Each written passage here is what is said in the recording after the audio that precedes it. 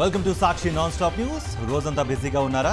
News updates miss అయ్యారా? Don't worry. Breaks లేకుండా bore కొట్టకుండా నాన్ స్టాప్ న్యూస్ ప్రతిరోజు రాత్రి 9 గంటలకు. నేను హిమబిందు. నేను కార్తీక్ అర్వా.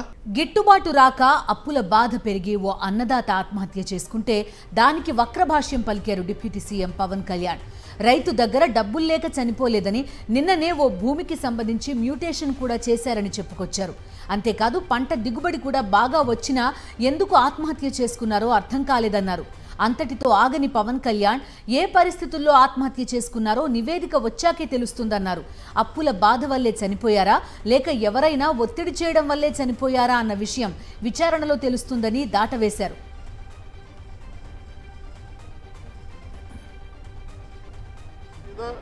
ఆయన మేము తిరిగి ఆయన పొలం ఆయనకు వచ్చేస్తుంది, ఆయన ఎవరి దగ్గర అప్పు తీసుకున్నారంట, ఆ సదరు వ్యక్తి దగ్గర తిరిగి మ్యూటేషన్ తిరిగి ఆయన మీద రాయించుకోవడానికి ఆయన మ్యూటేషన్ కూడా జరిగింది. అంటే దాని అర్థం ఏంటంటే అప్పు తీర్చడానికి సంసిద్ధంగా ఉన్నారు, ఆయన దగ్గర డబ్బులు ఉన్నాయని అర్థం.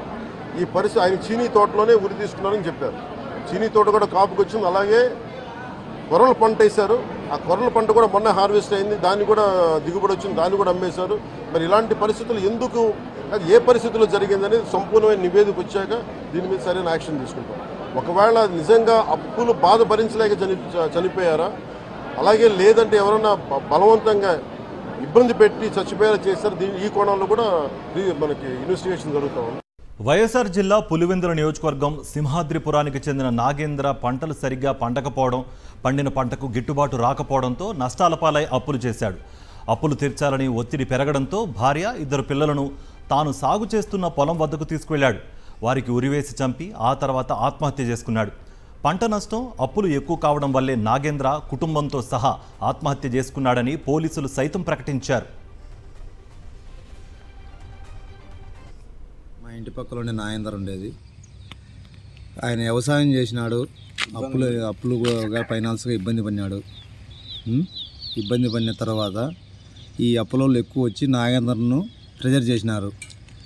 ఈయన ఎక్కడైతే మనం ప్రిస్టేజ్గా ఫీల్ అవుతున్నామని తెలిసి ఈ రైతులు అడుగుతున్నారని చెప్పి ఇంత ఘోరానికి పాల్పడినారు సార్.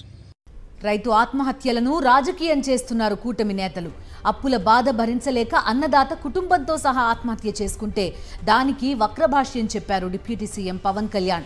ఆ రైతు దగ్గర డబ్బులున్నా ఎందుకు సూసైడ్ చేసుకున్నారో అర్థం కావడం లేదని డైవర్షన్ పాలిటిక్స్ ప్రారంభించారు. డిప్యూటీ సీఎం పవన్ కళ్యాణ్పై తీవ్ర స్థాయిలో మండిపడ్డారు మాజీ ఎమ్మెల్యే, వైఎస్ఆర్సీపీ నేత గడికోట శ్రీకాంత్ రెడ్డి. గత 6 నెలల్లో జరిగిన దాడులపై పవన్ ఎందుకు మాట్లాడలేదని ప్రశ్నించారు. సుదర్శన్ రెడ్డిపై 100 మంది దాడి చేస్తున్న వీడియోలు కూడా ఉన్నాయని, అక్కడ ఏం జరిగిందో పవన్ తెలుసుకునే ప్రయత్నం కూడా చేయలేదన్నారు శ్రీకాంత్ రెడ్డి. మాజీ ఎంపీపీ సుదర్శన్ రెడ్డి గారు అక్కడ జరిగినటువంటి సంఘటనలు చెప్పడానికి ప్రయత్నం చేస్తే అక్కడ ఏ రకంగా జరిగింది కూడా వివరణ ఇచ్చారు. అక్కడ ముందుగే ప్రీప్లాన్డ్గా గుమికూడినటువంటి జనం అంతా కూడా దాడి చేసి ఏ రకంగా 5 నిమిషాలలోనే 100లాది మంది అక్కడికి చేరుకొని ముందున్నటువంటి వాళ్ళతో సహా పెప్పర్ స్ప్రే చల్లుతూ విపరీతంగా వైసీపీ వాళ్ళని పైన దాడులకు చేసినటువంటి దానిపైన కనీసం ఏ ఒక్కరూ మాట్లాడకపోవడం దురదృష్టకరం. దానికి సంబంధించినటువంటి వీడియోలు కూడా బయటకు వచ్చాయి. పోలీస్ అధికారులు ముందర కూడా సుదర్శన్ రెడ్డి గారి పైన 100లాది మంది దాడి చేస్తుంటే మరి ఎందుకని పోలీసులు కానీ దాని గురించి ప్రశ్నించట్లేదు? కూటమి ప్రభుత్వం 6 నెలల్లోనే 1,00,000 కోట్ల రూపాయల అప్పు చేసిందని ఆరోపించారు శాసన మండలి ప్రతిపక్ష నేత బొత్స సత్యనారాయణ. సంపద సృష్టి అంటే అప్పులు చేయడమా అని ప్రశ్నించారు. హామీలు అమలు చేయకపోతే పెద్ద ఎత్తున ఉద్యమం చేపడతామన్నారు. ప్రశ్నిస్తామన్న పవన్ కళ్యాణ్ ఎందుకు ప్రభుత్వ తప్పులను ప్రశ్నించడం లేదన్నారు బొత్స. 6 నెలలు దాటి 7వ నెలలు ఇంకా అడుగు పెడుతుంది ఇవాళ కూటమి ప్రభుత్వం వచ్చి రాష్ట్రంలో. ఇప్పటికే 74,000 కోట్ల రూపాయలని అప్పు చేశారు. ఏది బడ్జెట్లో ప్రభుత్వం అప్పు చేసింది. ఆ రోజు కార్పొరేషన్లో అని గొడవపెట్టారు. మరి ఇప్పుడు కార్పొరేషన్ నుంచి కూడా అప్పులు తీసుకుంటున్నారే. ఆల్రెడీ తెలుసు మనందరికి కూడా. మార్కెట్ నుంచి తీసుకున్నారు, సివిల్ సప్లైస్ నుంచి తీసుకున్నారు, ఏపీఎండిసి నుంచి తీసుకున్నారు, మీ కార్పొరేషన్ కూడా అప్పు తీసుకున్నారే.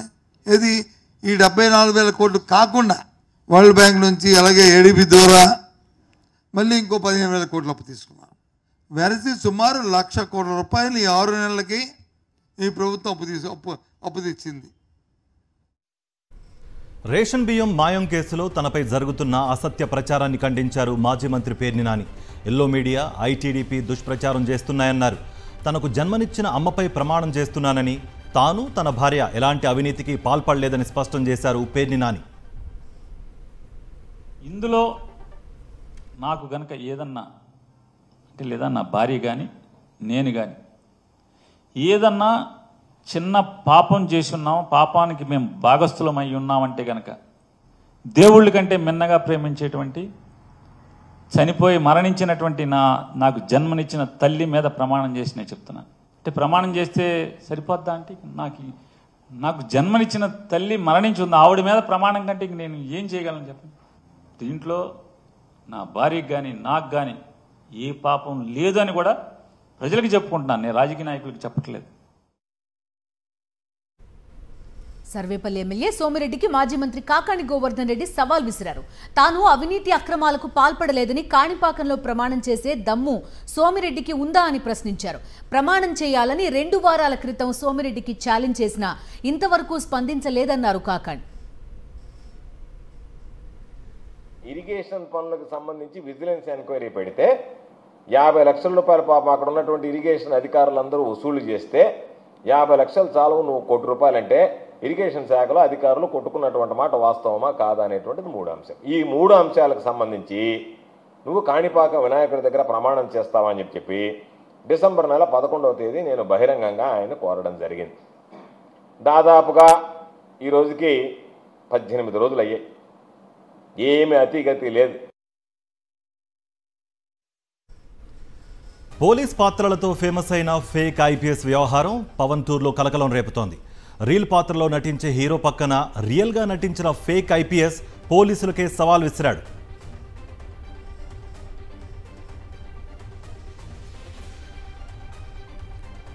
పార్వతీపురం మన్యం జిల్లా మక్కువ మండలం బాగుజోలు గ్రామంలో ఈ నెల 20న పర్యటించారు డిప్యూటీ సీఎం పవన్ కళ్యాణ్. గిరిజన సంక్షేమ శాఖ మంత్రి గుమ్మడి సంధ్యారాణితో కలిసి పలు అభివృద్ధి పనులను ప్రారంభించారు. బలివాడ సూర్యప్రకాష్ అనే వ్యక్తి పోలీస్ యూనిఫామ్లో వచ్చి తనను తాను ఐపీఎస్ ఆఫీసర్గా పరిచయం చేసుకున్నాడు. ప్రోగ్రాం మొత్తం కలియదిరుగుతూ హల్చల్ చేశాడు.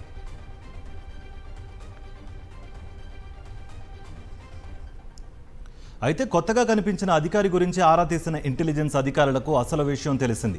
ఆయన అసలు ఐపీఎస్ కాదని వేషం వేసుకొచ్చారని, డిప్యూటీ సీఎం పర్యటనలో నకిలీ ఐపీఎస్ గురించి వెంటనే డీజీపీ కార్యాలయానికి ఇంటెలిజెన్స్ అధికారులు సమాచారం ఇచ్చారు.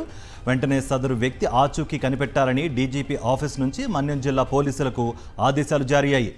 వెంటనే రంగంలోకి దిగిన పోలీసులు నకిలీ ఐపీఎస్ వేషం కట్టిన బలివాడి సూర్యప్రకాష్ను అరెస్ట్ చేశారు. నిందితుడి నుంచి పోలీస్ యూనిఫామ్, నకిలీ ఐడి కార్డు స్వాధీనం చేసుకుని సాలూరు కోర్టులో హాజరుపరిచారు.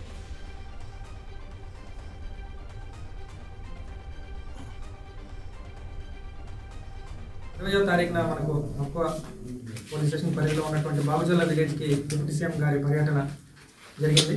బలివాడ సూర్యప్రకాష్ అలియాస్ సూర్యప్రకాష్ ఇతను ఒక యూనిఫామ్ వేసుకొని ఐపీఎస్ ఆఫీసర్ అని చెప్పుకుంటూ అక్కడికి విజిట్కి వచ్చాడు.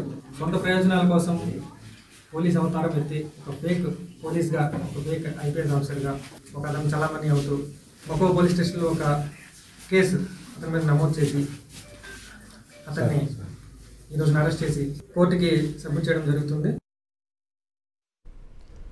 వైఎస్ఆర్సీపీ కార్యకర్తలను వేధింపులకు గురి చేస్తే చూస్తూ ఊరుకోబోమని ఆ పార్టీ వైఎస్ఆర్ జిల్లా అధ్యక్షుడు రవీంద్రనాథ్ రెడ్డి హెచ్చరించారు.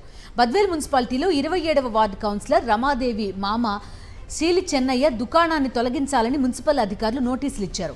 దీంతో MLC DC Govindareddy, MLA doctor Dasari సుధతో కలిసి రవీంద్రనాథ్ రెడ్డి చెన్నయ్య దుకాణాన్ని పరిశీలించారు. 20 ఏళ్లుగా చెన్నయ్య ఒక చిన్న దుకాణం ఏర్పాటు చేసుకుని జీవనం సాగిస్తుంటే కేవలం వైఎస్ఆర్సీపీకి మద్దతుగా ఉన్నాడనే అక్కసుతో అధికార పార్టీ నేతలు ఇబ్బంది పెట్టడం దారుణమన్నారు. వాళ్ళు విజయమ్మ అనుచరులు పార్టీలో చేరమని కోరినారు.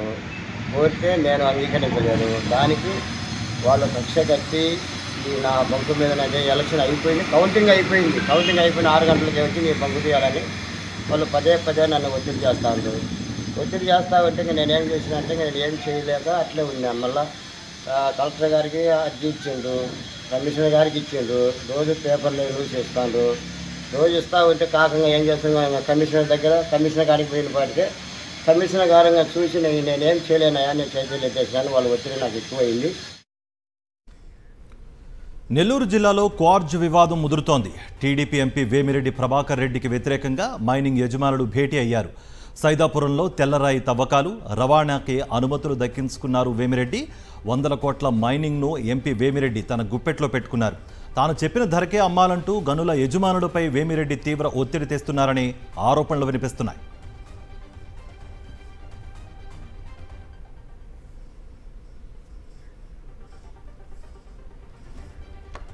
అధికారంలోకి వచ్చి ఏడాది కూడా కాకముందే కూటమిలో కుంపట్లు మొదలయ్యాయి.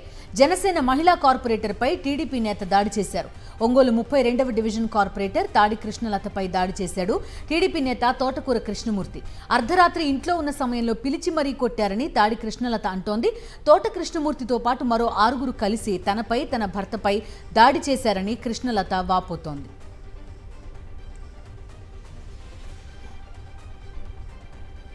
అనంతపురం జిల్లా కళ్యాణదుర్గంలో టీడీపీ నేతలు వీరంగం సృష్టించారు.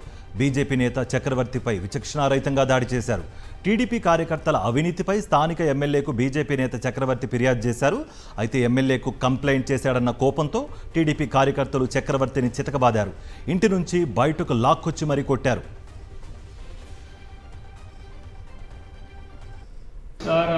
ప్రజా పరిష్కార వేదిక సమస్య పైన డి రాజన్న యొక్క సమస్యని గ్రామ సమస్యగా తయారు చేసి డి రాజన్న యొక్క అవినీతిని ఎక్కడ నా మీద పడుతుందో అనేసి టీడీపీ నాయకులు మరియు కార్యకర్తలని నా కుటుంబం పైన దాడి చేయించినాడు. ముగదెబ్బలు కొట్టి కాళ్ళతో తొన్ని గ్రామాన్నంతా తిప్పి స్టేషన్ పోదాంరా, ఆటికి పోదాంరా, ఈటికి పోదాంరా అని నడి రోడ్లో నన్ను మూగదెబ్బలతో హింసించి పర్యటించిన. సోమవారం తెలంగాణ అసెంబ్లీ ప్రత్యేకంగా సమావేశం కానుంది. సోమవారం ఉదయం 10 గంటలకు సభ ప్రారంభం కానుంది. సంతాప దినాల్లో భాగంగా మాజీ ప్రధాని మన్మోహన్ సింగ్కు శాసనసభ నివాళులర్పించనుంది.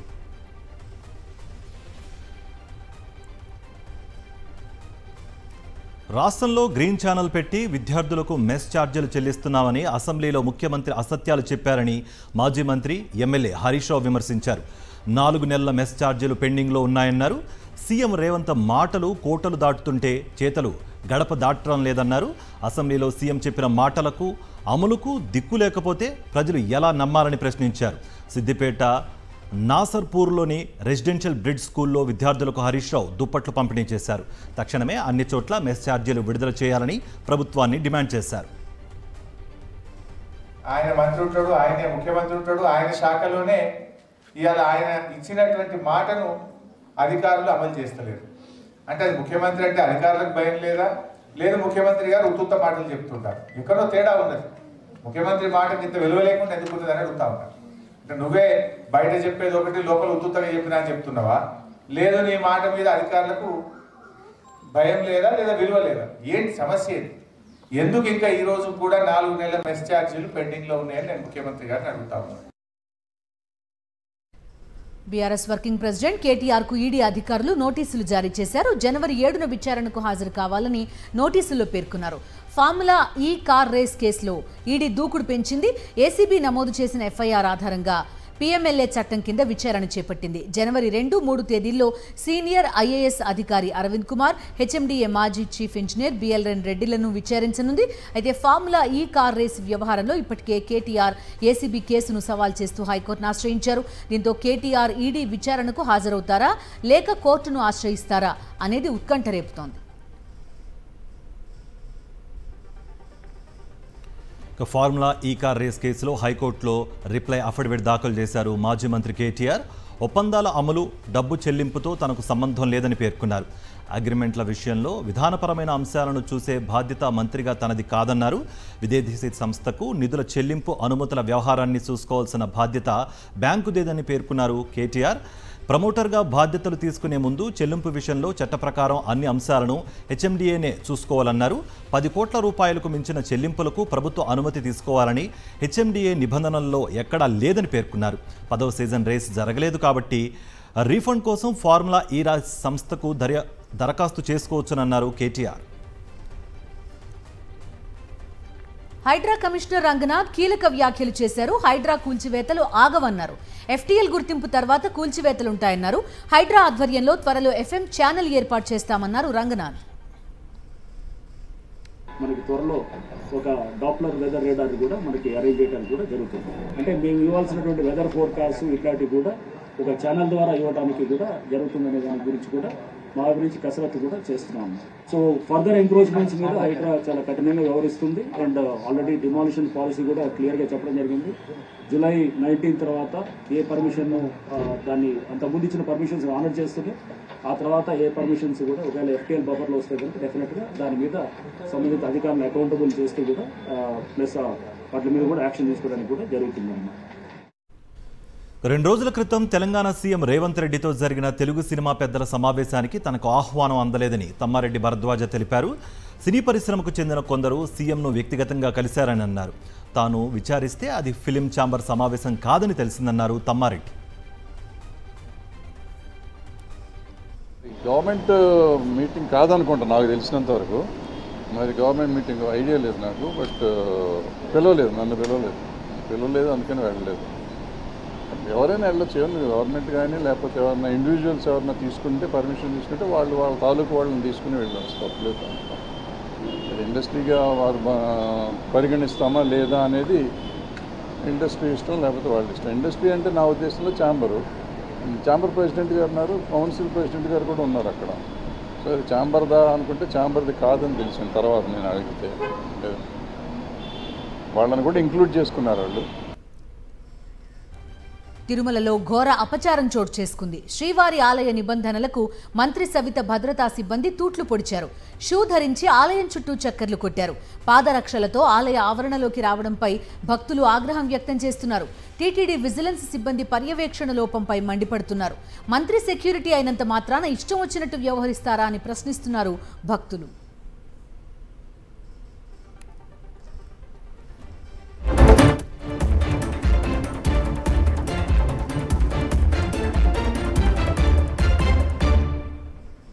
National updates. దివికెగిన ఆర్థిక దిగ్గజం భారత మాజీ ప్రధాని డాక్టర్ మన్మోహన్ సింగ్ అంత్యక్రియలు జరిగాయి. ఢిల్లీలోని నిగంబోధ్ ఘాట్లో ఆయన పార్థివ దేహానికి అంతిమ సంస్కారాలు నిర్వహించారు కుటుంబ సభ్యులు. కుమార్తె దమన్ సింగ్ మన్మోహన్ చితికి నిప్పు పెట్టారు. అంతకుముందు సిక్కు సంప్రదాయ పద్ధతిలో భౌతిక కాయం వద్ద గుర్బానీ చదివారు కుటుంబ సభ్యులు, సిక్కు ప్రముఖులు. పూర్తి అధికారిక లాంఛనాలతో మన్మోహన్ సింగ్ అంత్యక్రియలు పూర్తి చేసింది కేంద్ర ప్రభుత్వం. 21 గన్ సెల్యూట్తో సైన్యం ఘనంగా నివాళులర్పించింది. రాష్ట్రపతి ద్రౌపది ముర్ము, ఉపరాష్ట్రపతి జగదీప్ ధన్కర్, ప్రధాని నరేంద్ర మోదీ, లోక్సభ స్పీకర్ ఓం బిర్లా, కేంద్ర మంత్రులు అమిత్ షా, రాజ్నాథ్ సింగ్, జేపీ నడ్డా, కిరణ్ రిజిజు మన్మోహన్ సింగ్ అంత్యక్రియలకు హాజరయ్యారు. కాంగ్రెస్ జాతీయ అధ్యక్షుడు మల్లికార్జున ఖర్గే, ఆ పార్టీ అగ్రనేతలు సోనియా గాంధీ, రాహుల్ గాంధీ, ప్రియాంక గాంధీ అంత్యక్రియల్లో పాల్గొని మన్మోహన్కు తుది వీడ్కోలు పలికారు. అంతిమ యాత్ర ప్రారంభం నుంచి మన్మోహన్ పార్థివ దేహం వెంటే ఉన్న రాహుల్ గాంధీ పాడే మోశారు. భూటాన్ రాజు జిగ్మే ఖేసర్ నాంగెల్ వాంగ్చుక్ సహా పలువురు విదేశీ ప్రతినిధులు మన్మోహన్ అంత్యక్రియల్లో పాల్గొన్నారు.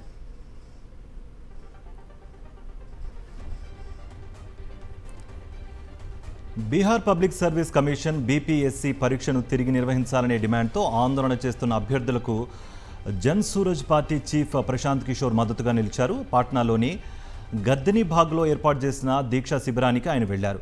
విద్యార్థులను కలిశారు. ఈ నెల ప్రారంభంలోనే బీపీఎస్సీ ఎగ్జామ్ జరిగింది. అయితే పలు కేంద్రాల్లో పరీక్షా నిర్వహణలో అక్రమాలు జరిగాయనే ఆరోపణలు వెల్లువెత్తాయి. దీంతో ఆ పరీక్షను రద్దు చేసి మళ్లీ నిర్వహించాలని అభ్యర్థులు డిమాండ్ చేస్తున్నారు. ఈ నెల 16వ తేదీ నుంచి పట్నాలోని గర్దనీబాగ్ ప్రాంతంలో నిరసన చేపడుతున్నారు. ప్రముఖ ఎడ్యుకేటర్, యూట్యూబర్ కాన్సర్ ఇప్పటికే ఆందోళనకు మద్దతిచ్చారు. తాజాగా ప్రశాంత్ కిషోర్ కూడా అభ్యర్థులను అండగా నిలిచారు.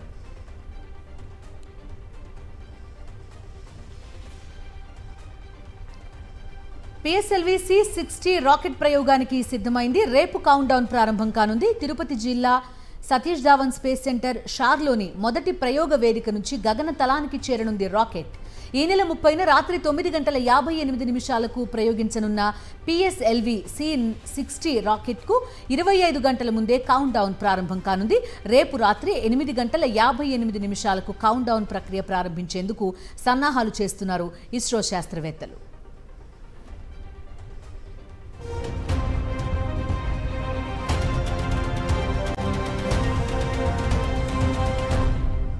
H-1B వీసాల విస్తరణ విషయంలో ట్రంప్ టీం మధ్య విభేదాలు హాట్ టాపిక్గా మారాయి.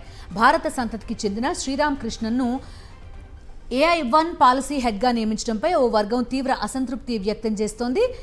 ప్రపంచ కుబేరుడు టెస్లా అధినేత ఇలాన్ మస్క్ చట్టబద్ధమైన వలసలకు మద్దతిస్తుంటే ఇతరులు మాత్రం అమెరికా ఫస్ట్ అంటున్నారు. ఈ క్రమంలో ఎక్స్లో ఇలాన్ మస్క్ చేసిన పోస్ట్ వైరల్ అయింది. H-1B వీసాల వల్లే తాను అమెరికాలో ఉన్నానన్నారు. స్పేస్ ఎక్స్, టెస్లా వంటి అమెరికాను శక్తివంతం చేసిన వందలాది కంపెనీల ఏర్పాటుకు H-1B వీసాలే కారణమని అన్నారు. ఈ విషయంలో ఎంతవరకైనా యుద్ధం చేస్తానని స్పష్టం చేశారు. రిపబ్లికన్ పార్టీలోని ధిక్కరించే మూర్ఖులను తొలగించాలని ఘాటుగా పోస్ట్ పెట్టారు మస్క్. రష్యా తరపున యుద్ధం చేసేందుకు వచ్చిన ఉత్తర కొరియా సైనికులపై యుక్రెయిన్ అధ్యక్షుడు జెలెన్స్కీ మరోసారి స్పందించారు. ఉత్తర కొరియా సైనికులకు కనీస రక్షణ సౌకర్యాలు కల్పించకుండా రష్యా వారిని యుద్ధరంగంలోకి దించిందని జెలెన్స్కీ ఆరోపించారు. యుద్ధంలో పోరాడుతూ గాయపడిన కొందరు ఉత్తర కొరియా సైనికులను తమ సైన్యం బంధించిందని, అయితే ఆ తర్వాత వారు చనిపోయారని తెలిపింది. తీవ్రంగా గాయపడిన ఉత్తర కొరియా సైనికులను కాపాడలేకపోయామని జెలెన్స్కీ చెప్పారు.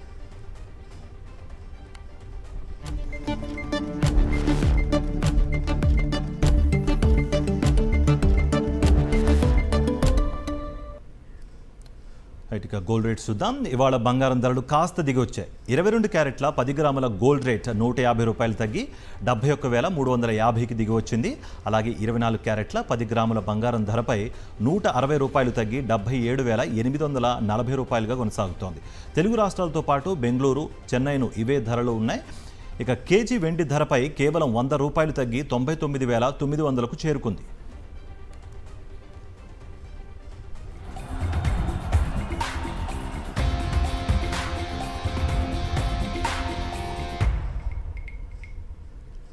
మెల్బోర్న్లో ఆస్ట్రేలియాతో జరుగుతున్న బాక్సింగ్ డే టెస్ట్లో భారత జట్టు ఫాలో ఆన్ గండం నుంచి బయటపడింది.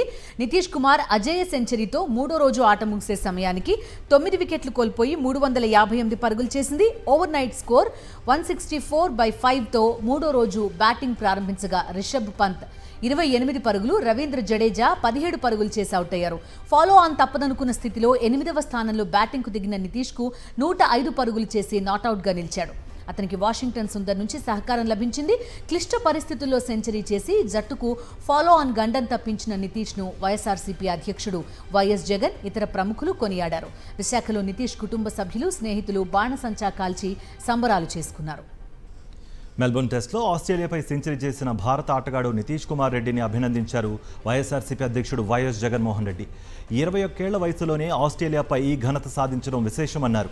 నితీష్ ప్రదర్శన దేశం మొత్తానికి గర్వకారణమని, ముఖ్యంగా ఏపీ గర్వపడేలా చేశారని కొనియాడారు.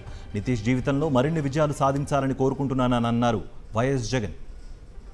Right TV non stop news updates.